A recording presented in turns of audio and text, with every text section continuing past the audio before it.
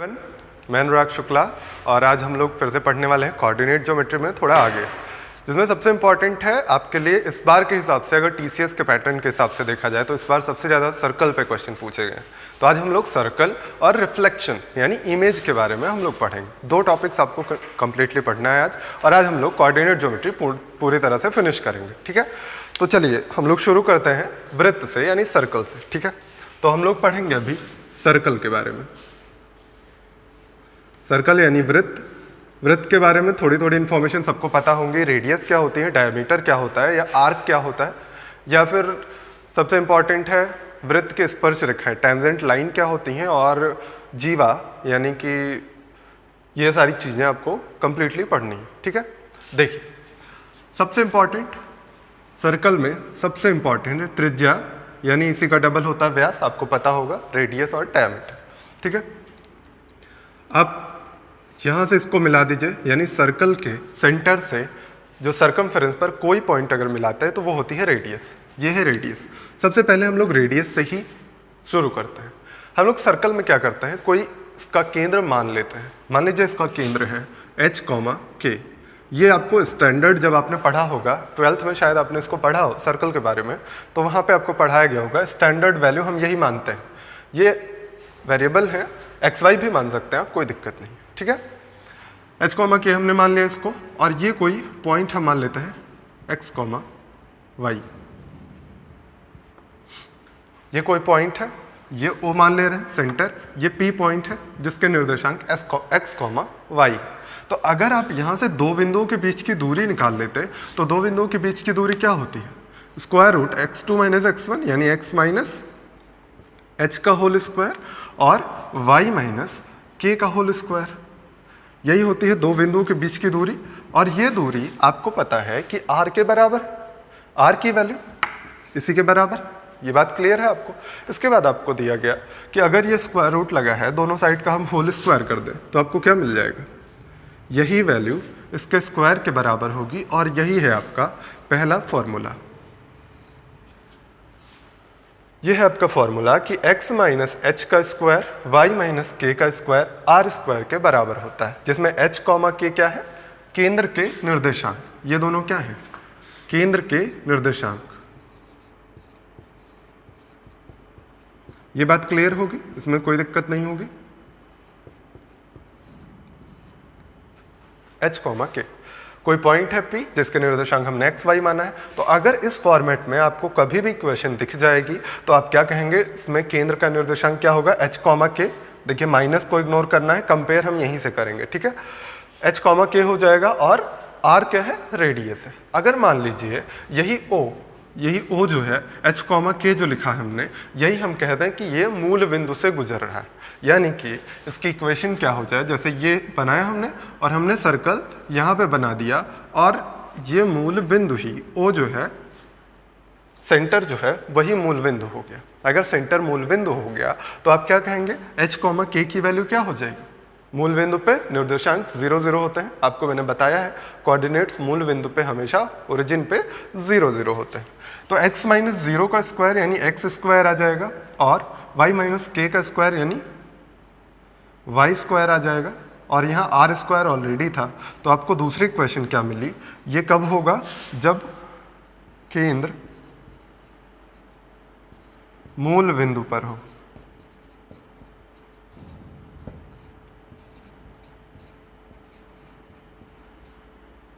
ये आपका दूसरा कंडीशन आ गई। तो ये दोनों कंडीशन आप याद रखेंगे। हम उम्मीद करते हैं आपको क्या क्या याद करना है। जब केंद्र मूल बिंदु पर हो तो x स्क्वायर y स्क्वायर का एडिशन r स्क्वायर के बराबर होगा, और जब केंद्र का निर्देशांक आपको पता हो तो x माइनस एच का स्क्वायर y माइनस के का स्क्वायर r स्क्वायर के बराबर होगा। दोनों इक्वेशन आपको याद हो गई होंगी, उम्मीद करते हैं। ठीक है, अब आपको क्या करना है, आपको पढ़ना है अगला जो सबसे इंपॉर्टेंट होता है इसमें, मुझे लगता है स्टैंडर्ड इक्वेशन। जो सर्कल की स्टैंडर्ड इक्वेशन होती है वो आपको याद करना है। आती तो इसी इक्वेशन से है जो आपने लिखा था, लेकिन आपको हम प्रूफ नहीं बता रहे क्योंकि आपका कोई यूज़ नहीं है। केवल आप स्टैंडर्ड इक्वेशन याद कर लीजिए, बहुत ज़्यादा डिटेल वे में नहीं पढ़ते हैं, बहुत कम क्वेश्चंस आते हैं, और जो आते हैं स्टैंडर्ड इक्वेशन पे डायरेक्टली पूछे जाते हैं। तो स्टैंडर्ड इक्वेशन इनकी क्या होती है, इनकी स्टैंडर्ड इक्वेशन लिख लेते हैं।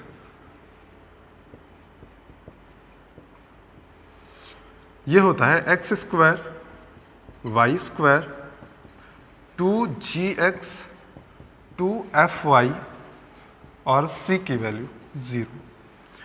ये आपको याद रखना है क्योंकि इसी से हम लोग सारी चीज़ें कंपेयर करके लिखते हैं, ठीक है। तो ये आप याद रखिएगा कि कंपेयर हम कहाँ से कर रहे हैं, x square y square 2gx 2f plus c से, ठीक है। तो ये है स्टैंडर्ड इक्वेशन। इसमें क्या क्या चीज़ें होती हैं, इसमें क्या होता है, केंद्र होता है, केंद्र यानी सेंटर। सेंटर के निर्देशांक अगर आपसे पूछे जाएं तो इसमें क्या होता है, -g, -f। आप हमेशा याद रखिए -g होता है, आप कंपेयर करेंगे 2gx से। जैसे मान लीजिए कोई एक वैल्यू हम मान लेते हैं, आपको इक्वेशन मिली X square plus Y square plus 4x plus 8y plus 10 = 0, ऐसे कोई इक्वेशन मिले। आपसे पूछा गया इसका केंद्र बताइए। केंद्र बताना बहुत आसान है, आप इसको कंपेयर कर लीजिए इस इक्वेशन, ठीक है। देखिए एक्स स्क्वायर मिला, वाई स्क्वायर मिला, यहाँ क्या मिला 4x, यहाँ क्या मिला 2gx। तो 2gx बराबर 4x हो जाएगा। 2gx = 4x रखिएगा जब, तो g की वैल्यू कितनी आ जाएगी, देखिए 2gx = 4x रखा, x कैंसिल हुआ, 2 से ये कैंसिल हुआ, g की वैल्यू कितनी आ गई, 2 आ गई। g की वैल्यू 2 यानी केंद्र क्या हो जाएगा, -2, ये हो जाएगा x एक्सिस पे चली गई दूरी, यानी इसका एब्सिसा -2 हो जाएगा। ऐसे ही 2fy से कंपेयर करिए, 2fy = कितना रखेंगे, इसमें 8y दिया गया है, यहाँ से y कैंसिल, 2 से ये कैंसिल, f की वैल्यू आई 4 यानी कि -4 यहाँ पे आ जाएगा। बात पल्ले पड़ रही होगी, ठीक। तो आपको बार बार ये सब लिखना नहीं है, दिमाग में करना है आपको। डिवाइड करिएगा डायरेक्टली, 4x = 2gx करिए, देखिए x कैंसिल होगा, दिमाग में ही हो जाना चाहिए, और 2 से डिवाइड करिएगा तो ये आधा हो जाएगा, बस इतना आप याद रखिए। अब इस पर हम क्वेश्चन करवाते हैं, बस आपको एक प्रीफेस बता रहे थे उसका। देखिए केंद्र आपको पता हो गया है, अब आपको निकालना है त्रिज्या। तो त्रिज्या कैसे निकलेगी ये देख लीजिए। रेडियस क्या होती है, √of g² f² - c। ये इतनी चीज़ें आपको याद करनी है, ठीक है। ये स्टैंडर्ड इक्वेशन याद होनी चाहिए, तभी आप इन सब चीज़ों की वैल्यू निकाल पाएंगे, g और f, c की। और स्टैंडर्ड इक्वेशन से वैल्यू निकाल के आप केंद्र और त्रिज्या के फॉर्मूले में रखिए और दोनों की वैल्यू आप निकाल सकते हैं। क्लियर है बात। चलिए आगे बढ़ते हैं, हम लोग कुछ क्वेश्चंस करते हैं। आपको सबसे पहले एक क्वेश्चन दिया गया है, बहुत ही आसान सा। आपको कहा गया कि यदि एक वृत्त का केंद्र मूल बिंदु पर, वृत्त का केंद्र कहाँ है, मूल बिंदु पर,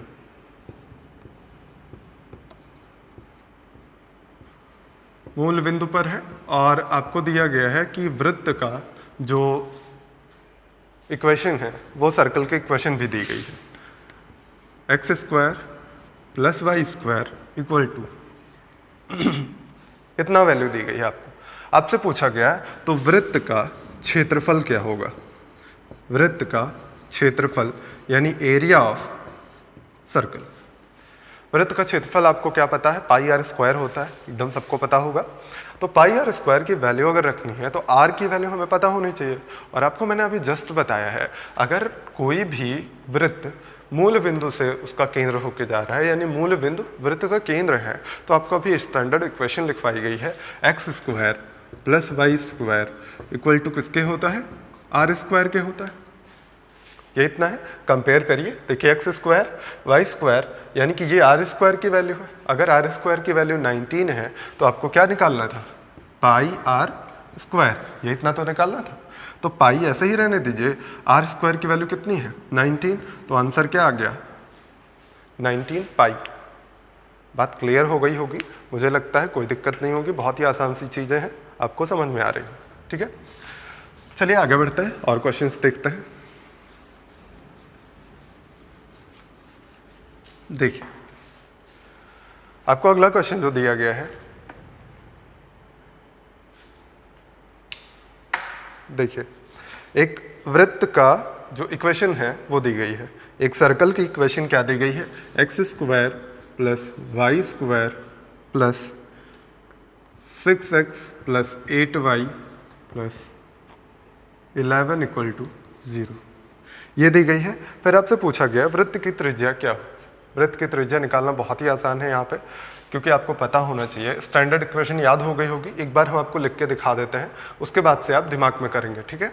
स्टैंडर्ड इक्वेशन क्या थी? X square plus Y square plus 2gx plus 2fy plus c equal to 0। और आपको ये भी याद होना चाहिए कि रेडियस हमने लिखवाया अभी कितना थी? एफ स्क्वायर जी स्क्वायर, दोनों का स्क्वायर का सम माइनस करना है c को, ये था, आपने यही पढ़ा अभी।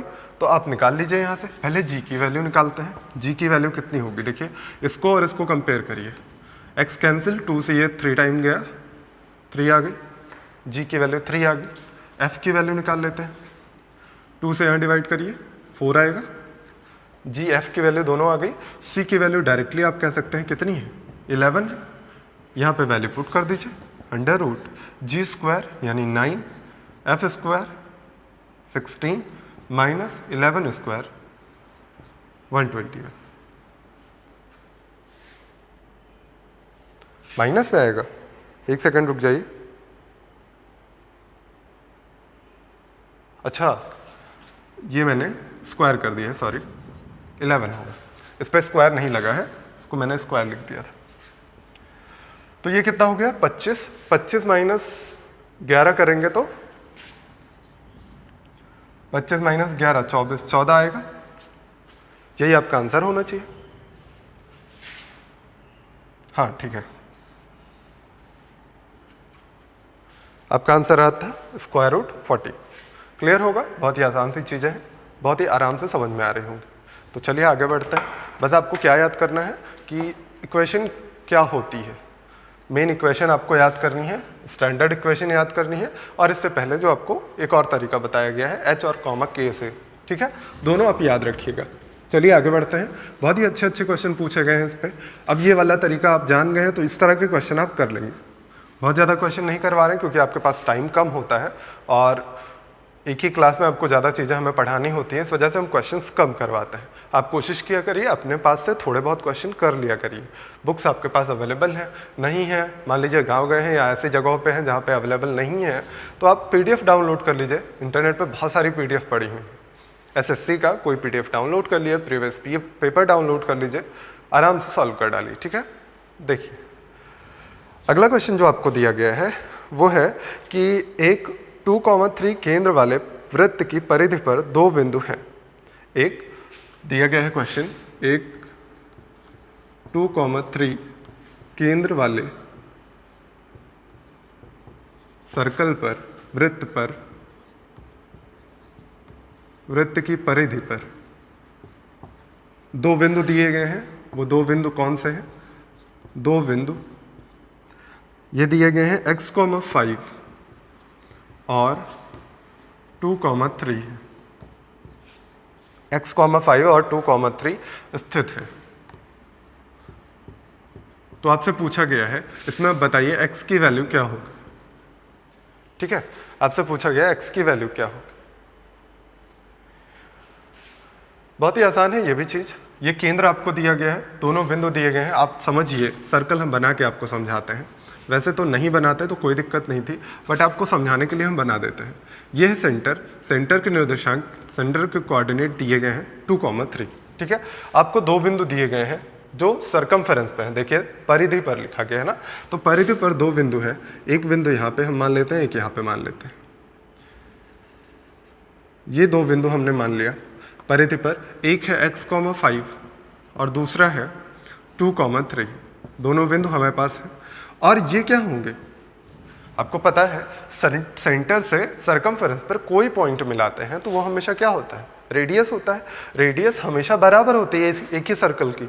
तो अगर रेडियस बराबर है, रेडियस निकालने का तरीका मैंने शुरू में क्या बताया बेसिक से, कि 2 बिंदुओं के बीच की दूरी तो निकाल रहे थे हम लोग।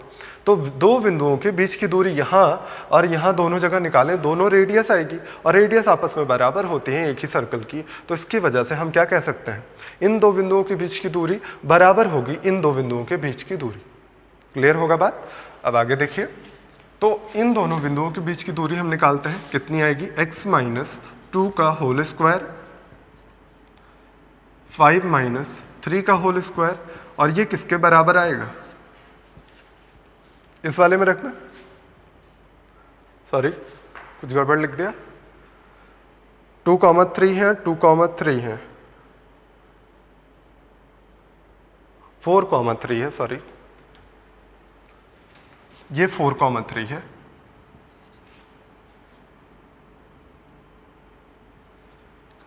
ठीक है। अब रख दीजिए 4 - 2 का होल स्क्वायर प्लस 3 - 3 का होल स्क्वायर 0 हो जाएगा। अब यहाँ से x की वैल्यू आप निकाल सकते हैं बहुत आसानी से। यहाँ x - 2 का होल स्क्वायर है, सबको इधर एक तरफ कर दीजिए। x - 2 का होल स्क्वायर किसके बराबर आ जाएगा? 4 - 2 का स्क्वायर यानी 4 आ जाएगा, 2 का स्क्वायर 4, और ये कितना आ जाएगा 5 - 2, 2 का स्क्वायर 4, ये पूरा कैंसिल हो जाएगा। यानी नहीं समझ में आ रहा, देखिए ये कितना बना 2 का स्क्वायर, और ये कितना बना, ये भी 2 का स्क्वायर, इसको इधर ले जाइए -2 का स्क्वायर, और ये तो 0 हो गया ऑलरेडी। तो देखिए ये कैंसिल होकर 0 बना दे रहा है। तो अगर स्क्वायर की वैल्यू 0 है तो x - 2 की वैल्यू 0 होगी, और x - 2 की वैल्यू अगर 0 है तो x की वैल्यू कितनी आएगी? यही आपसे पूछा गया था। तो आपको बस थोड़ा सा कॉमन सेंस लगाना है। कैसे? आप सर्कल थोड़ा बहुत पढ़ा होगा आपने, ज्योमेट्री नहीं पढ़ा है तो कोई बात नहीं, थोड़ा सा वेट करिए, एक चैप्टर और पढ़ाने के बाद हम आपको ज्योमेट्री पढ़ाएंगे, ठीक है। चलिए अगला क्वेश्चन देखते हैं। बहुत ही बढ़िया क्वेश्चन एक, जहाँ पे आपसे पूछा जाता है कि जीवा क्या होगी, कॉर्ड के बारे में आपसे पूछा जाता है। देखिए आपसे पूछा गया, उससे पहले एक और अच्छा क्वेश्चन है, चलिए अच्छा कॉर्ड पे ही करते हैं। आपसे पूछा गया एक वृत्त की जीवा की लंबाई क्या होगी। अगर सर्कल का इक्वेशन दिया गया है, देखिए लिखा गया है क्वेश्चन, एक वृत्त की जीवा का समीकरण इक्वेशन दिया गया है। ये आपको दिया गया है 3x - 4y - 9, 3x - 4y - 9 = 0, 3x - 4y - 9 = 0 है, और वृत्त का समीकरण दिया गया है, और वृत्त का समीकरण ये दिया गया है आपको। वृत्त का समीकरण है x - 3 का स्क्वायर, y - 5 का स्क्वायर, y - 5 का स्क्वायर = 80, x - 3 का स्क्वायर प्लस y - 5 का स्क्वायर = 80। तो जीवा की लंबाई क्या होगी? ये इतना क्वेश्चन आपसे पूछा गया है, ठीक है। देखिए अब आपको क्या निकालना है, वृत्त का समीकरण, वृत्त की जीवा का समीकरण दिया गया और वृत्त का समीकरण दिया गया। दोनों क्वेश्चन आपको पता है, अब कोई दिक्कत नहीं होगी आपको। क्या है, एक हम सर्कल बना लेते हैं आपको समझाने के लिए, ना भी बनाए तो भी कोई दिक्कत नहीं, ठीक है। सर्कल आपने बनाया, इसमें एक जीवा आपको बनानी है। ये हमने एक जीवा बना दिया। एक हमें सेंटर होता है, हमें पता है, सेंटर से इस पे अगर परपेंडिकुलर ड्रॉप करते हैं तो वो क्या करता है, इसको 2 इक्वल पार्ट में डिवाइड करता है। आपको ये थ्योरम पता होनी चाहिए, ठीक है। फिर इसको अगर इससे मिला देते हैं तो ये क्या होती है, त्रिज्या होती है, रेडियस होती है। इतनी बातें सबको पता होंगी, उम्मीद करते हैं हम। तो आपको क्या करना है, आपको क्या करना है कि यहाँ से सबसे पहले आपको इक्वेशन याद करनी है जो मैंने शुरू में लिखवाई थी। x - h का स्क्वायर प्लस y - k का स्क्वायर किसके बराबर होता है, r स्क्वायर के बराबर होता है। वहाँ से आप कंपेयर करिए, x - h का स्क्वायर यानी h, k क्या था, सेंटर का निर्देशांक थे ना, कोऑर्डिनेट्स थे। तो 3 हो गए यहाँ से, y - k की वैल्यू क्या है 5, ये आ गया हमारा सेंटर का कोऑर्डिनेट, सेंटर के निर्देशांक। क्लियर। अब और क्या पता है आपको, और एक चीज़ पता है, यहाँ पे क्या होता है r स्क्वायर, और r स्क्वायर की वैल्यू हमें क्या पता है 80 है, 80 है। अगर r स्क्वायर की वैल्यू 80 है तो r की वैल्यू कितनी हो जाएगी, √80 हो जाएगी। देखिए r भी पता चल गया आपको, सेंटर के निर्देशांक पता चल गया। अब आपको पता है ये जो जीवा हमने बनाई है ये कोई लाइन है, इस लाइन का इक्वेशन आपको दिया गया है 3x - 4y - 9 = 0, है ना। आपको मैंने पिछली क्लास में बताया था। अच्छा हाँ, याद आया मुझे कि पिछली क्लास में थोड़ी सी गड़बड़ हो गई थी। आप लोगों ने, 1-2 लोगों ने मुझे बताया कि थोड़ी सी गड़बड़ हुई है, लिखने में, थोड़ी सी लिखने में दिक्कत हुई थी बस। ये बात आप समझिए कि मेरे सामने यहाँ पे कोई बच्चे नहीं होते हैं, आपकी क्लास में ही हम पढ़ा रहे हैं, 300 बच्चों की क्लास, 400 बच्चों की, और कोई बच्चे नहीं होते हैं। तो मुझे केवल कैमरे में देख के पढ़ाना होता है, तो थोड़ी सी मिस्टेक्स हो जाती हैं, उसको इग्नोर किया करिए, ठीक है। जो भी गलतियाँ हो आप बताया करिए, हम उसको नेक्स्ट वीडियो में सुधारेंगे। बट कभी कभी थोड़ा बहुत कैलकुलेशन मिस्टेक या ऐसी चीज़ें हो जाती हैं, तो उसको इग्नोर किया करिए, आप कोशिश किया करिए। देखिए पिछली क्लास में मैंने बताया था आपको कि अगर कोई पॉइंट है और उससे किसी लाइन पे हम परपेंडिकुलर ड्रॉप करते हैं, मान लीजिए ये पी पॉइंट है, पी पॉइंट पे परपेंडिकुलर ड्रॉप किया हमने, इसकी वैल्यू है ax plus B Y plus C equal to 0, ठीक है। ये अगर दिया हुआ है और ये पॉइंट मान लीजिए कोई दिया हुआ है x1, y1, ठीक है। तो इस परपेंडिकुलर की पूरी डिस्टेंस, यानी परपेंडिकुलर डिस्टेंस, या आप कह सकते हैं इसकी लंबाई, परपेंडिकुलर की लेंथ, ये हमें निकालनी होती है, तो उसको हम निकालते हैं। ये मान लीजिए अगर d है तो ये लंबाई कैसे निकलती है, आपको पिछली क्लास में मैंने बताया था, ax1 यानी x की जगह ये वाला कोऑर्डिनेट रखते हैं, फिर b y1 plus C upon square root of a square plus b square. ये मैंने बताया था पिछली क्लास में। बस यहाँ पे लिखना क्या था, मुझे d लिखना था, और मैंने बोल दिया था लिखते टाइम, आपको मैंने बोल दिया था कि ये p के कोऑर्डिनेट्स हैं, ये कोऑर्डिनेट्स नहीं है, लिखा यही चीज़ें था, बस यहाँ पे मैंने लिख दिया था p x, y, वो गलती थी मेरी। उसके लिए आप जो भी समझिए, थोड़ा सा मैनेज किया करिए, थोड़ा सा इग्नोर किया करिए। तो d की वैल्यू क्या आ जाएगी यहाँ पे, ये डिस्टेंस आती है ना, ये परपेंडिकुलर डिस्टेंस है। डिस्टेंस क्या आती है, ax1, यानी ये वाला पॉइंट उठा के इसमें सेट कर देते हैं, ये वाला y की वैल्यू y वाला पॉइंट उठा के रख देते हैं, यही पूरा होती है। याद हो गया? तो थोड़ा सा गड़बड़ हुई थी इसलिए मैंने क्लेरिफाई कर दिया। तो यही आपको यूज़ करना है इस क्वेश्चन में।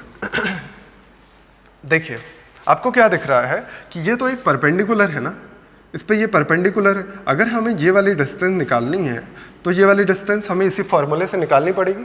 डिस्टेंस हम कुछ यहाँ पे मान लेते हैं, मान लीजिए p है और ये तो o है सेंटर, तो OP अगर हमको निकालना है, OP कैसे निकलेगा, मॉड लगाएंगे 3 इंटू x की वैल्यू 3 है, माइनस 4 इंटू y की वैल्यू 5 है, minus 9 upon square root of 3 का स्क्वायर और प्लस माइनस 4 का स्क्वायर। यही आप करते हैं।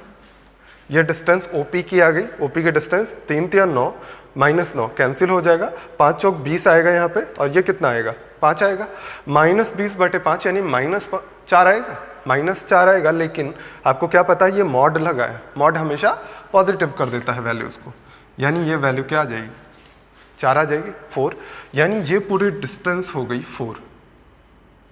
अब आपको निकालना है इसकी रेडियस, पता है, केवल आपको ये दूरी निकालनी है। अगर आपको जीवा निकालनी है तो ये दूरी पता चल जाए तो इसी का डबल ही तो है, ये आधा है ना। यानी कि अगर इसको हम mn पॉइंट मान लेते हैं तो mp की वैल्यू या pm जो भी कहिए, pm की वैल्यू क्या हो जाएगी, square root of, Pythagoras theorem लगाइए, om का स्क्वायर, उसमें से माइनस करना है op का स्क्वायर, ठीक है। तो आप om स्क्वायर, om कहाँ पे है, ये है, रूट 80 का स्क्वायर 80 हो जाएगा, माइनस OP यानी 4 का स्क्वायर 16 हो जाएगा, यानी ये कितना आ जाएगा 64 का स्क्वायर रूट क्या होता है 8, यानी आपको मिल गया MP की वैल्यू 8। तो MN की वैल्यू यानी जीवा की वैल्यू क्या हो जाएगी 8 इंटू 2 यानी कितना आएगा 16, जो कि आपका आंसर था। तो आपको बात समझ में आई होगी कि क्या किया है हमने। समझ में आई हो तो बहुत अच्छी बात है, अदरवाइज आप वीडियो को पीछे करके देख सकते हैं, नोट कर लीजिए या स्क्रीनशॉट लेना हो तो ले लीजिए, ठीक है। क्लियर होगा। नेक्स्ट टाइम आपको इतना लिखना नहीं पड़ेगा, आपको देखने में सिर्फ डर लग जाता है और कुछ है नहीं। ये लिखने की कोई ज़रूरत थी, कोई ज़रूरत नहीं थी। आप अगर चाहते तो ऐसे ही कर सकते थे, रूट 80 का स्क्वायर 80, 80 माइनस 16 64 होता है, 64 का स्क्वायर रूट 8 होता है, यानी 8 हो गया, तो 8 का डबल 16। देखिए मैंने कोई पेन नहीं उठाई, है ना। तो आप भी ऐसे करने लगेंगे, आप केवल प्रैक्टिस करिए, ठीक है। ये सारी चीज़ें लिखना क्यों पड़ता है, क्योंकि आपको पहली बार हम पढ़ा रहे हैं, अगली बार से आप इतना नहीं लिखेंगे, ठीक है। चलिए अगला क्वेश्चन हम देखते हैं। सबसे ज़्यादा आप जो परेशान होते हैं जब स्पर्शी पूछ ली जाती है, टेंजेंट पूछ ली जाती है, तो टेंजेंट वाले क्वेश्चन 1 2 हम लेके आए हैं आपके लिए, वो भी करेंगे हम। बहुत ही बढ़िया क्वेश्चन होते हैं टेंजेंट वाले, और बहुत ही आसान भी होता है, ये भी बात है। तो आपको पहला क्वेश्चन हम दे रहे हैं, यदि एक वृत्त का समीकरण, एक सर्कल का समीकरण दिया गया है, वृत्त का समीकरण, इक्वेशन ऑफ अ सर्कल दिया गया है x-2 का स्क्वायर प्लस y प्लस 1 का स्क्वायर इक्वल टू 16। एक सर्कल का इक्वेशन ये दी गई है। इसके बाहर किसी बिंदु Q से वृत्त पर एक स्पर्शी खींची जाती है। इसके बाहर किसी बिंदु Q से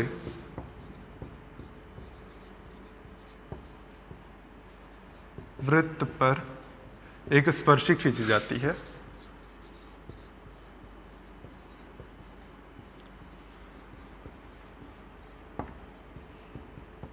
तो आपको स्पर्शी की लंबाई बतानी है, ठीक है।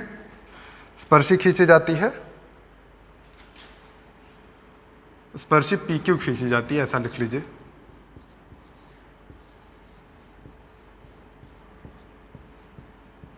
ठीक, तो आपको क्या निकालना है, देखिए। तो PQ की लंबाई क्या होगी,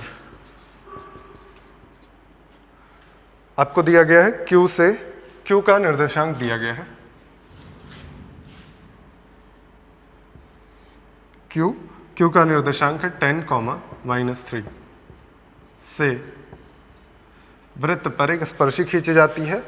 तो PQ की वैल्यू क्या होगी, ये इतना दिया गया, ठीक है। क्वेश्चन आपने नोट कर लिया होगा, है ना। कुछ लोगों की समस्या थी, क्वेश्चन नहीं लिख रहे हैं, इसलिए हम आपके लिए लिख रहे हैं, ठीक है। तो लेकिन ज़रूरी नहीं हम हर बार लिखेंगे ही, बहुत मेहनत लगती है, आप समझिए इस चीज़ को कि इतना बड़ा क्वेश्चन लिखना है और ऊपर से आपका टाइम भी वेस्ट होता है, तो क्वेश्चन नहीं लिखवाया करिए, कोशिश, इसलिए हम कोशिश कर रहे हैं ऐसे चैप्टर्स आपको पढ़ाएं जिसमें हमें क्वेश्चन कम लिखना पड़े, सॉल्यूशन ज़्यादा हो, ठीक है। तो चलिए थोड़ा थोड़ा एडजस्ट करने की कोशिश करिए। आप तो देखिए माइक भी आ गया, वॉइस भी प्रॉपर आ रही होगी। देखिए, एक सर्कल हमने बनाया, सर्कल में आपको कोई पॉइंट दिया गया है, मान लीजिए पॉइंट यहाँ पे Q है।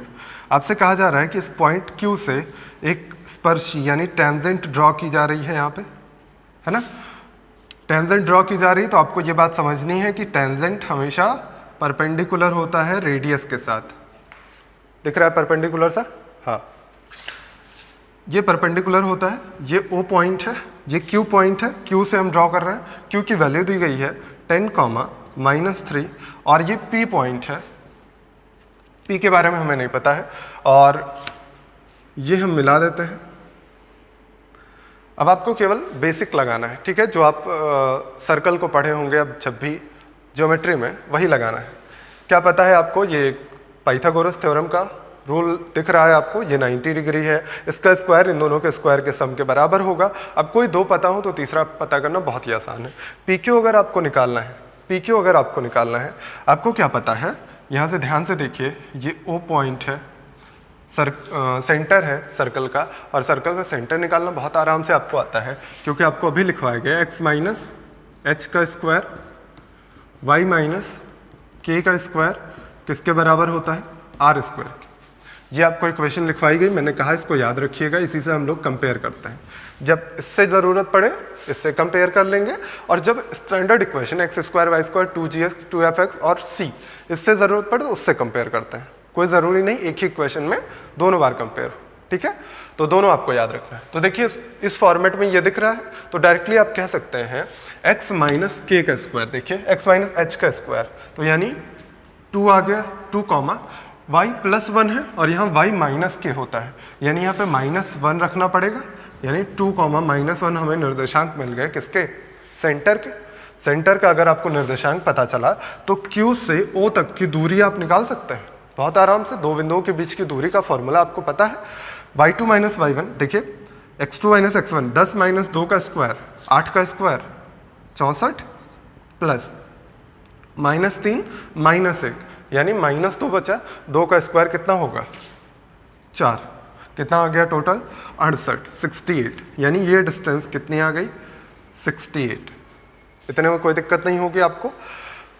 ये डिस्टेंस आपको मिल गई 68, और ये क्या है, O से सरकमफेरेंस पर कोई पॉइंट मिला है तो रेडियस ही तो होगी, तो रेडियस कंपेयर कर लीजिए। देखिए इधर क्या होता है आर स्क्वायर, और आर स्क्वायर की वैल्यू क्या हो जाएगी फिर, आर स्क्वायर की वैल्यू 16, तो आर की वैल्यू 4। अगर आर की वैल्यू आपको मिल गई, अब कोई दिक्कत ही नहीं है, पूरा क्वेश्चन सॉल्व हो गया है। कर्ण का स्क्वायर बराबर होगा इन दोनों के स्क्वायर के सम के, यानी आप डायरेक्टली कह सकते हैं पी क्यू की वैल्यू क्या हो जाएगी, स्क्वायर रूट ऑफ 68 रूट 68 का स्क्वायर 68 केवल आएगा, माइनस में 4 का स्क्वायर 16 हो जाएगा, तो ये कितना होने वाला है आपके पास 52, स्क्वायर रूट 52, इसी को आप लिख सकते हैं 13 चौका 52 यानी 2 रूट 13, ये आएगा आपका आंसर। मुझे नहीं लगता इसमें आपको कोई प्रॉब्लम होगी, क्योंकि आपको केवल ये बेसिक तरीके जानने थे बस, ठीक है। अब नेक्स्ट टाइम आपको ऐसे क्वेश्चन मिलेंगे तो आप कर लेंगे, बिल्कुल नोट करिए फटाक से।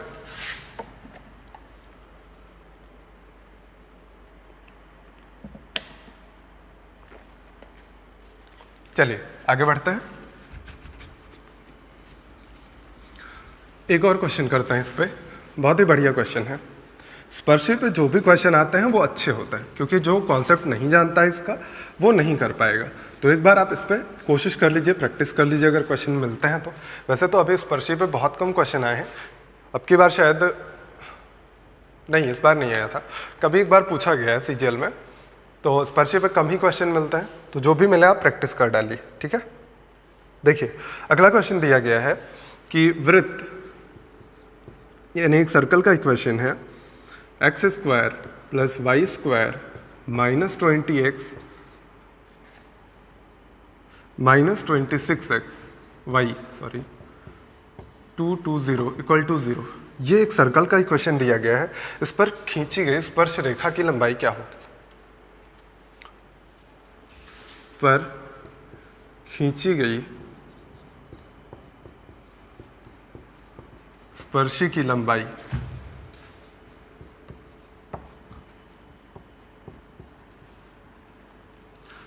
देखिए जब कुछ नहीं दिया गया, कहाँ से स्पर्शी खींची जा रही, तो आप क्या मानेंगे सर, आप ओरिजिन को मान लेंगे, ठीक है। ओरिजिन यानी मूल बिंदु 0 0 से, अगर कुछ नहीं दिया गया तो वैसे तो नॉर्मली दिया होता है कि कहाँ से खींची जा रही है, मूल बिंदु भी लिखा होता है, मूल बिंदु से खींची गई स्पर्शी क्या हो, ठीक है। तो आपको क्या करना है, फिर से वही कॉन्सेप्ट सेम है, कुछ भी नया नहीं करना है। आपको क्या मिला, यहाँ पे सेंटर मिला, कोई एक पॉइंट है जिस पे हम स्पर्शी खींच दे रहे हैं, ये क्यों मान ले रहे हैं, ये P मान ले रहे हैं, यहाँ पे ये परपेंडिकुलर होगा, आपको पता है स्पर्शी पे हमेशा त्रिज्या परपेंडिकुलर होती है, ठीक है। आपको क्या निकालना है, स्पर्शी की लंबाई, इसको क्या मान लेंगे हम, मूल बिंदु मान लेंगे, ठीक है। या आप दिखा लीजिए मन करे, आपको मूल बिंदु हम दिखा देते हैं, ठीक है, जैसे आप कंफ्यूज ना हो। जब कुछ नहीं दिया होता है तो मूल बिंदु ही माना जाता है। आप ऐसा मान लीजिए कि ये कोई कोऑर्डिनेट है, यहाँ पे एक सर्कल बनाया गया है, तो आप मान लीजिए कि कोई, यहीं से मान लेते हैं, देखिए ये मूल बिंदु है, मूल बिंदु से हमने इस पे टेंजेंट ड्रॉ किया है, ठीक है। टेंजेंट क्या होती है, परपेंडिकुलर होती है रेडियस पे, ये रेडियस भी हमने यहाँ से मिला दिया। अब ये क्या है, ये इतनी पूरी है रेडियस, ये O पॉइंट है, ये रेडियस है, ये क्या है, मूल बिंदु से इसके सेंटर की दूरी है, और ये क्या है, यहाँ से यहाँ तक मान लीजिए ये P है, ये तो O है, इसको सेंटर मान लेते हैं C। तो ये OP जो है यही है स्पर्शी टेंजेंट, यही आपको निकालनी। तो आपको क्या करना है, PC की वैल्यू सबसे पहले पता होनी चाहिए, जो कि आपको एकदम आसानी से मिल जाएगी। कैसे मिल जाएगी, क्योंकि आपको स्टैंडर्ड इक्वेशन याद होनी चाहिए, x square plus Y square plus 2gx plus 2fy plus c equal to 0, इतना होता है, आपको पता होना चाहिए। तो आप यहाँ से g f x सब चीज़ें निकाल सकते हैं, लिखना ज़रूरी नहीं है, केवल आपको बताने के लिए हम लिख दे रहे हैं, ठीक है। g की वैल्यू, f की वैल्यू और c की वैल्यू तीनों लिख देते हैं। g की वैल्यू क्या हो जाएगी, यहाँ से 2gx की वैल्यू इतनी है, तो g की वैल्यू -10, f की वैल्यू -13 और c की वैल्यू 220। क्लियर।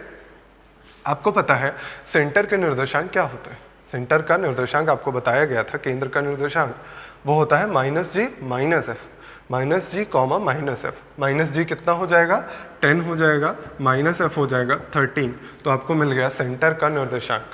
और आपको क्या पता है, अगर आपको रेडियस निकालनी है तो रेडियस का फॉर्मूला भी पता है, square root G square plus F square minus C की वैल्यू होती है रेडियस। जी स्क्वायर यानी 10 का square 100, F square 169 minus C की वैल्यू है 220, यही इतना है। आप रख दीजिए, ये हो जाएगा 269 माइनस 220 49 का स्क्वायर रूट कितना आएगा 7, यानी इसका रेडियस क्या आ गई, ये इतनी है रेडियस, ये है रेडियस, ये आ गई 7। अब आपको क्या निकालना है, O से C तक की दूरी। O क्या होता है, ओरिजिन। ओरिजिन क्या होता है 0,0, तो आप ये डिस्टेंस निकाल सकते हैं, x माइनस x1 का होल स्क्वायर यानी 10 का स्क्वायर 100, y2 माइनस y1 का होल स्क्वायर यानी 13 का स्क्वायर 169, यानी टोटल कितना आ गया ये दूरी, स्क्वायर रूट 269। क्या क्या मिला आपको, रेडियस मिल गई, ये दूरी मिल गई, तो आप पी ओ निकाल सकते हैं, क्योंकि ये यहाँ पे परपेंडिकुलर होता है, तो आप निकाल के देख लीजिए ओ पी कितना आ जाएगा, square root of O C का square, square root of O C का स्क्वायर कितना आ जाएगा 269 माइनस पी सी का स्क्वायर 49। सॉल्व कर लीजिए इसी को, 49 माइनस करेंगे तो स्क्वायर रूट 220, और यही था आपका आंसर। बात समझ में आई होगी, बहुत ही आसान क्वेश्चन है। ये सारे फॉर्मूले लिखने के चक्कर में इतना लिखा मैंने, अदरवाइज अगर आप ध्यान से देखिए तो ये अगर याद हो आपको तो केवल 1 2 3 चौथी लाइन में आपका आंसर आएगा। क्लियर है, तो डरिए नहीं, 1-2 बार प्रैक्टिस करिए, बहुत ही आसान चीज़ है। अब देखिए, थोड़ा सा आप डायरेक्ट याद करना चाहें तो याद कर सकते हैं, चूंकि ये फॉर्मूला हर जगह अप्लाई नहीं होगा, इसी वजह से हम नहीं याद करवाते हैं, बट थोड़ा सा आप ध्यान दे दीजिएगा, शायद कभी 1-2 नंबर फ्री के मिल जाए, कोई टेंशन ही नहीं।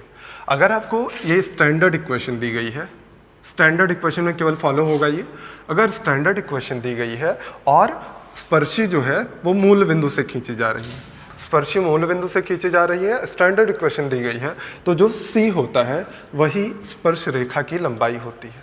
क्या होता है, जब स्टैंडर्ड इक्वेशन दी गई हो, यानी कि x square y square 2gx 2fx c, ये वाली इक्वेशन दी गई हो और आपको दिया गया हो कि मूल बिंदु से हम खींच रहे हैं स्पर्शी, तो आपको क्या करना है, केवल जो C है उसी का स्क्वायर रूट ले लीजिए, वही हो जाती है स्पर्शी की लंबाई। क्लियर हो गया होगा। चलिए, तो मेरे ख्याल से सर्कल कंप्लीट हो गया है। सर्कल में और कुछ था नहीं, मैंने देखा कोई खास क्वेश्चन आया नहीं है, केवल यही x minus H square plus Y minus K square equal to R square पर सबसे ज़्यादा फॉर्मूले हैं, तो अब इस तरह का क्वेश्चन आप कर लेंगे। अब आते हैं हम लोग रिफ्लेक्शन पे, सबसे इंपॉर्टेंट टॉपिक,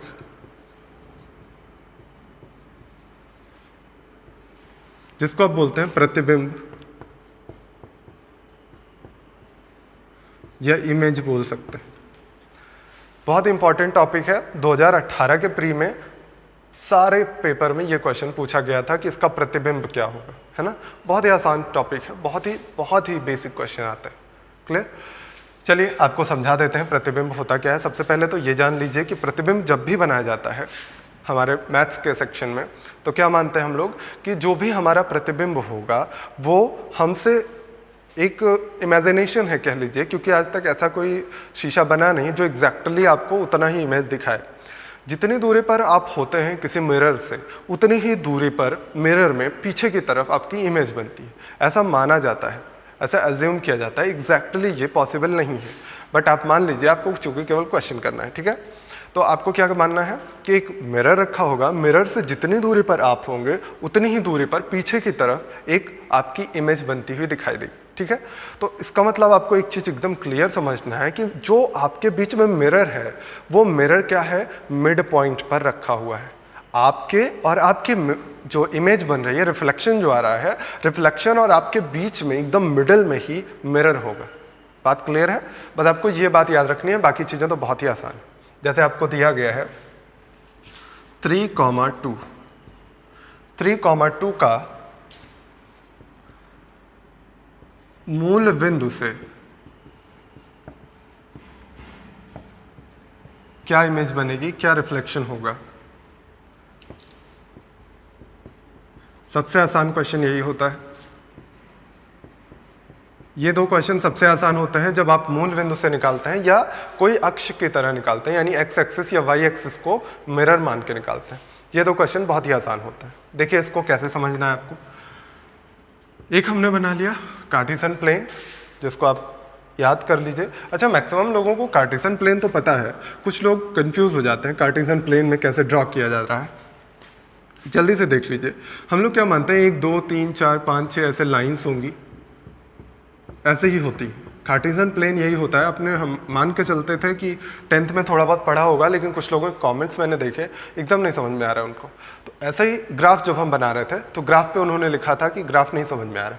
तो ऐसे ही ये माना जाता है कि ये पॉइंट्स होंगे। अब मान लीजिए हम लिखते हैं 3,2, तो ये 3 आपको मैंने पहले दिन बताया था एक्स अक्ष पर चली गई दूरी, 2 क्या होती है वाई अक्ष पर चली गई दूरी। तो देखिए 1 2 3 यहाँ पे कहीं होगा एक पॉइंट 3 और 2 वाई एक्सिस पे यहाँ पे होगा। अब इन्हीं दोनों पॉइंट्स को मिला दीजिए, यही हम बोलते हैं एक लाइन खींचा, मैंने ड्रॉ किया है।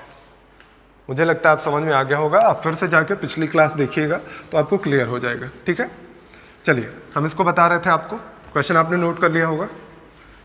3,2 से निकालना है। देखिए एक यहाँ पे ड्रॉ किया हमने 3,2, यहाँ पे कोई पॉइंट मान लिया हम। अब इसको हमको निकालना है मूल बिंदु से, रिफ्लेक्शन। मूल बिंदु एक पॉइंट है ना, पॉइंट है तो उसके अपोजिट कहीं भी जा सकते हो आप। यहाँ खड़े होते अगर, जैसे यहाँ पे खड़े हैं, जितनी दूरी पर यहाँ है उतनी ही दूरी पर इधर कोई प्रतिबिंब बना देगा। अगर मान लीजिए यहाँ पे खड़े होते हैं यहाँ कहीं, तो इसके जस्ट अपोजिट यहाँ पे प्रतिबिंब बनाता। यहाँ खड़े होते हैं तो इसके जस्ट अपोजिट यहाँ पे प्रतिबिंब बनाता। ऐसे ही तो करेगा। मूल बिंदु एक बिंदु है, पूरा बिंदु हम मान लेते हैं शीशा है, यानी एक मिरर है। उसी के अपोजिट साइड अपने बनाएगा हमेशा मिरर इमेज, यानी रिफ्लेक्शन। तो ये बात क्लियर हो गई होगी कैसे बनाएगा। तो देखिए हमें क्या बनाना था, 3,2 का मिरर इमेज। 3,2 का मिरर इमेज क्या होगा, मूल बिंदु पे, यह है ओरिजिन। तो जितनी दूरी पर हम यहाँ से होंगे उतनी ही दूरी पर यहाँ से भी तो होंगे, ये बात आपको पता होनी चाहिए। तो जितनी दूरी पर हैं उतनी ही दूरी पर यहाँ होंगे। दो बिंदुओं के बीच की दूरी लगा दीजिए, क्योंकि आपको पता है 0 0 होगा तो दो बिंदुओं के बीच की दूरी का कोई फर्क नहीं पड़ेगा, कोई मतलब नहीं होगा। आपको मैंने अभी बताया कि मिरर इमेज कहाँ बनती है, जब मिरर आपके बीच में होता है। जितनी दूर पे आप मिरर से होते हैं उतनी दूर पे आपका रिफ्लेक्शन बनता है। तो मिरर बीच में होता है, यानी ये क्या है, मिड पॉइंट है। ये मिड पॉइंट है, तो आपको मैंने बताया था इसका डबल माइनस ये -3 आएगा, फिर इसका डबल माइनस ये -2 आएगा। ये जल्दी करने का तरीका मैंने बताया था। अदरवाइज आप फॉर्मूला लगा सकते हैं x1 + x2/2 = 0, y1 + y2/2 = 0। Formula लगाइए। अदरवाइज मैंने पिछले क्लास में आपको जल्दी करने का तरीका बताया था कैसे, कि इसका डबल माइनस ये, इसका डबल माइनस ये। क्लियर है। तो अब से आप याद कर लीजिए कि कभी भी रिफ्लेक्शन पूछा जाए मूल बिंदु के सापेक्ष, तो बस आपको ये देखना होगा कौन से कोऑर्डिनेट में है। ये कौन सा क्वाड्रेंट है, ये क्वाड्रेंट है थर्ड वाला, थर्ड क्वाड्रेंट। मैंने पहले ही दिन पहली क्लास में आपको क्वाड्रेंट्स के बारे में बताया था। ये थर्ड क्वाड्रेंट है और आप इसमें क्लियरली जानते हैं कि दोनों नेगेटिव होते हैं, एक्स और वाई। तो नेगेटिव हो गए। मान लीजिए यही पॉइंट यहाँ 3,2, यहाँ पे वाई नेगेटिव होगा, 3,-2 यहाँ पे दिया होता। तो यहाँ पे अगर बनाते आप ऊपर की तरफ, तो बस इतनी ही दूरी इधर भी कवर करते। ये बात का ध्यान रखते कि यहाँ पे क्या पॉजिटिव होता है क्या निगेटिव। सेकेंड क्वाड्रेंट में y पॉजिटिव होता है, x नेगेटिव। बस आपको इसी बात का एक ध्यान रखना है। चलिए अगला क्वेश्चन करते हैं। एक और क्वेश्चन जल्दी से आपको बता देते हैं।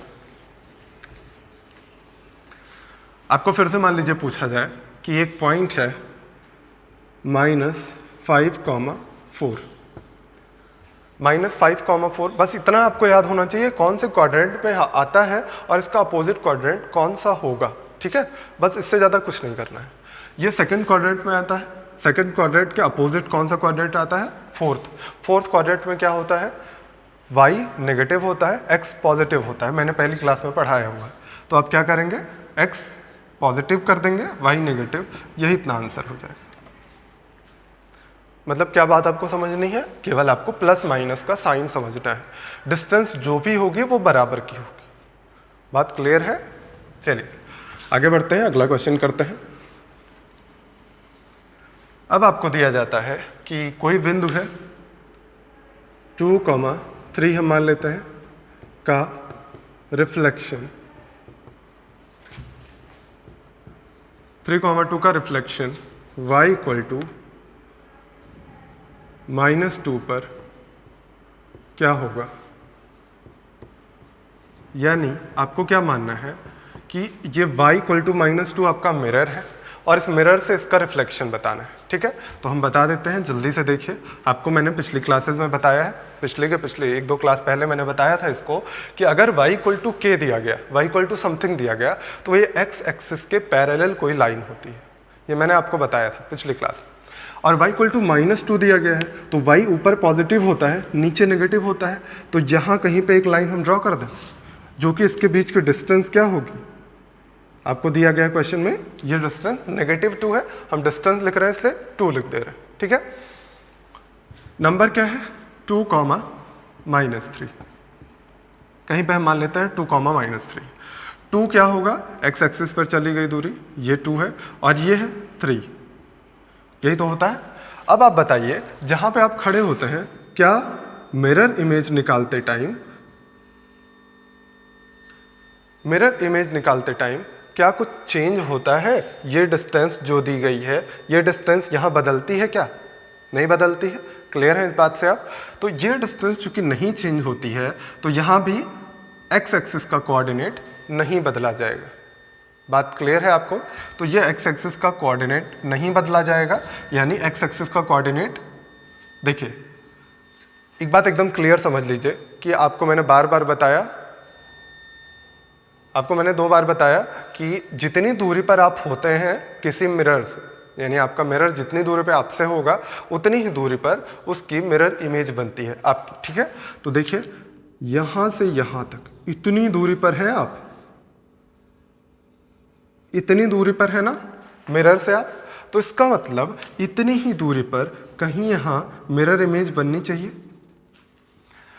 आपको क्या दूरी मिली, 3 दूरी यहाँ पे, 2 ये है, 3, 2, 5 डिस्टेंस यहाँ पे मिली है, यानी 5 ही डिस्टेंस यहाँ भी कवर करनी पड़ेगी आपको।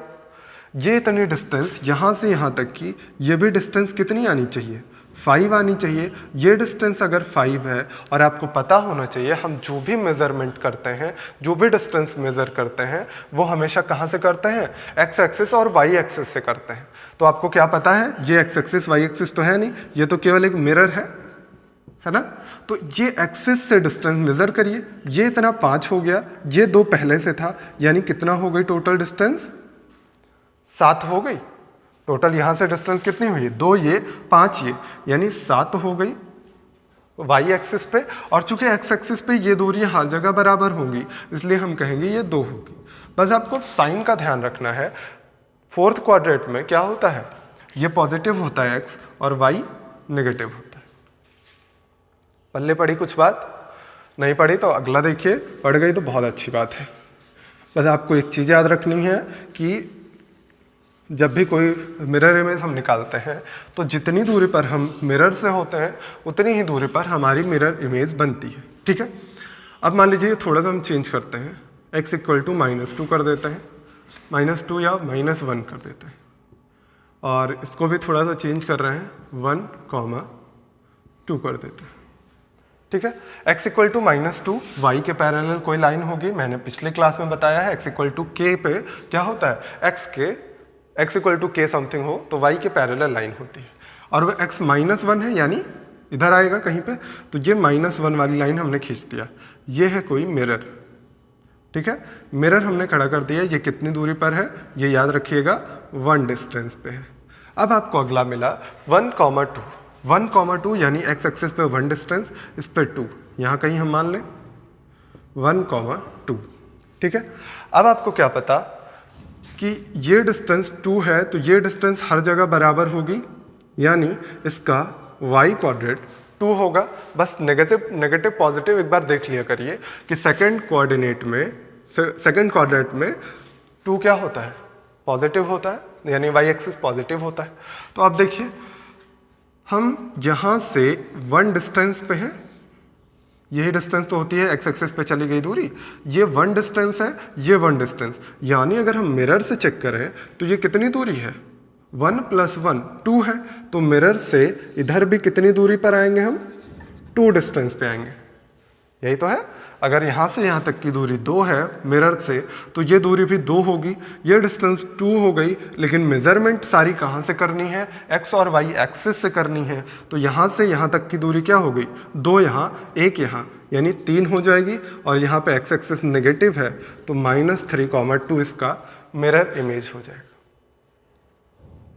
पल्ले पड़ रहा होगा। अगला क्वेश्चन देख लीजिए। हम 3-4 क्वेश्चन करवा देते हैं जिससे आपको प्रॉब्लम ना हो। एक क्वेश्चन और है, देखिए दिया गया है x = -4 पर -1, -1,3 का x = -4 पर रिफ्लेक्शन क्या होगा? देखिए फिर से वही कॉन्सेप्ट है, y = -4, यहाँ कहीं हम एक बना लेते हैं। ये लाइन है y = -4। कैसे बना रहे हैं ये बात आपको समझ में आ रही होगी। y की वैल्यू माइनस कब होती है? नीचे के साइड में होती है। 4 डिस्टेंस चलना है, तो ये 4 डिस्टेंस हमने चली। फिर -1 और +3, प्लस कहाँ होगा? ऊपर की साइड में होगा। -1 कहाँ होगा? यहाँ कहीं होगा, है ना। ये बात आपको क्लियर होनी चाहिए। -1 यहाँ कहीं होगा, ठीक है। अब देखिए यहाँ से यहाँ तक की डिस्टेंस क्या है? यहाँ से यहाँ तक की ये y एक्सिस पर चली गई दूरी कितनी है? यहाँ पे 3 है। और ये आपको पता है 4 डिस्टेंस पे हमने इसको बनाया है। ये बात क्लियर है। तो अगर 7 डिस्टेंस पे यहाँ से है मिरर से हम, तो 7 ही डिस्टेंस पे यहाँ कहीं मिरर इमेज बननी चाहिए। 7 डिस्टेंस यहाँ से यहाँ तक है, तो 7 डिस्टेंस यहाँ से यहाँ तक होगी। और चूंकि पता है आपको कि ये तो मिरर था ना, हमें मिरर से तो डिस्टेंस कवर नहीं करनी है, डिस्टेंस कवर करनी है एक्स और वाई एक्सिस से। तो यहाँ से यहाँ तक की दूरी कितनी हो जाएगी? ये 7 + 4 11 हो जाएगी। 11 हो जाएगी। ये किसकी है? वाई एक्सिस पे चली गई दूरी। एक्स एक्सिस पे तो हम केवल ये पूरी डिस्टेंस क्या है? हर जगह 1 होगी, तो 1 ही चल रहे हैं एक्स एक्सिस पे। वाई एक्सिस पे क्या चल रहे हैं? 11। और थर्ड क्वाड्रेंट में दोनों ही नेगेटिव होते हैं, इसलिए आप क्या कहेंगे? Negative negative. -1, -11। बात क्लियर है? चलिए अगला देखिए।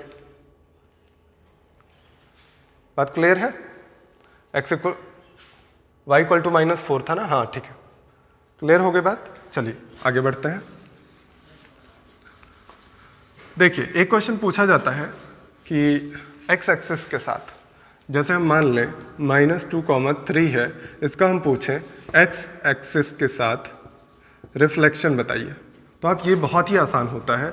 अगर -2, 3 बना लिया आपने यहाँ पे कहीं, तो आपको x एक्सिस के साथ रिफ्लेक्शन देखना है, यानी इससे जितनी दूरी पर, x एक्सिस यही तो है, ये x है, ये y है, तो x एक्सिस से जितनी दूरी पर होगा उतनी ही दूरी पर नीचे प्रतिबिंब बनेगा।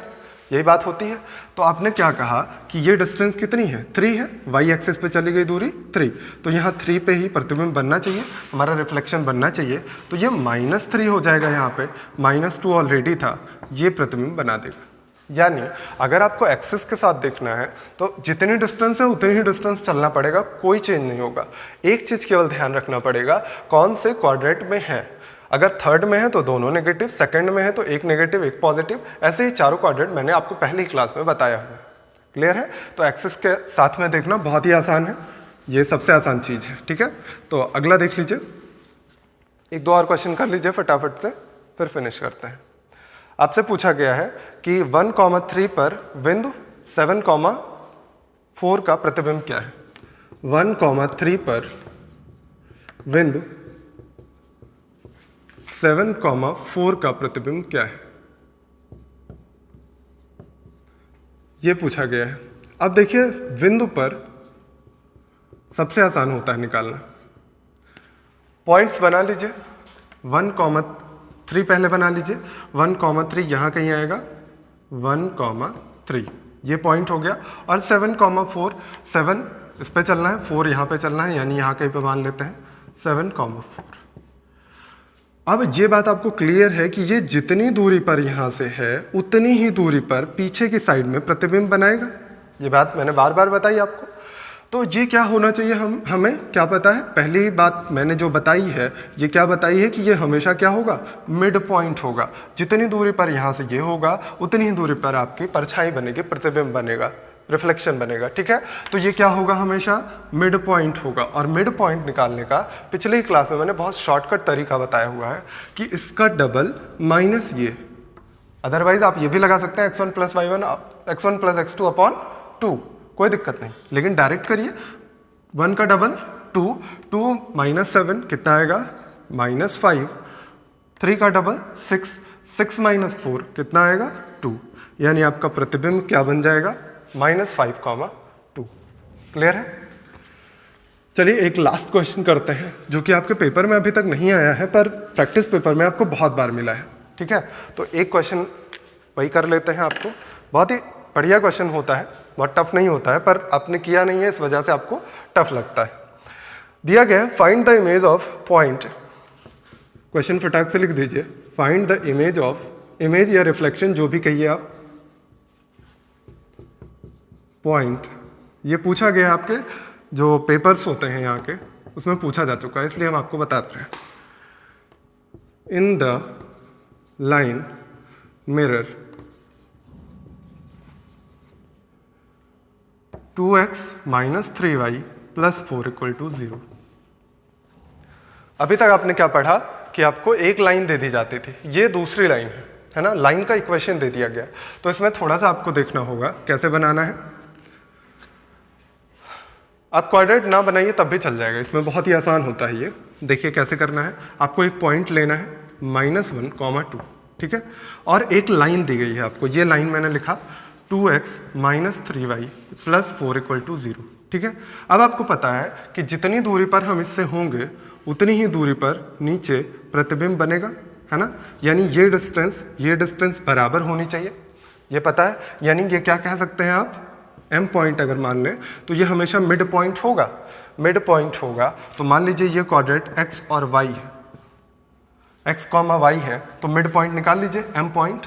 m की वैल्यू क्या आ जाएगी, ये मिड पॉइंट है, मिड पॉइंट की वैल्यू होगी दोनों का एडिशन बाई 2 और इन दोनों का एडिशन बाई 2। अब आपने एक पॉइंट निकाला जो इस लाइन पर लाई करता है। अगर कोई पॉइंट एक लाइन पर लाई करता है तो उसके कोऑर्डिनेट इसको सेटिस्फाई करने चाहिए, तो इन वैल्यूज को इसमें रख देते हैं हम। तो क्या आ जाएगा, 2x की value x minus 1/2 minus 3y की वैल्यू y प्लस 2/2 प्लस 4 की वैल्यू है 0। सॉल्व कर लीजिए इसी को फटाक से, 2 से 2 कैंसिल हो गया, x minus 1 minus 3y/2 minus 3 plus 4 equal to 0। या यहाँ से करिए 4 माइनस 3 1 आ जाएगा, और 1 प्लस 1 माइनस 1 कैंसिल हो गया, केवल देखिए क्या आया, x की वैल्यू आ जाएगी 3y/, इतने में कोई दिक्कत नहीं होगी, x की वैल्यू 3y/2 आ गई।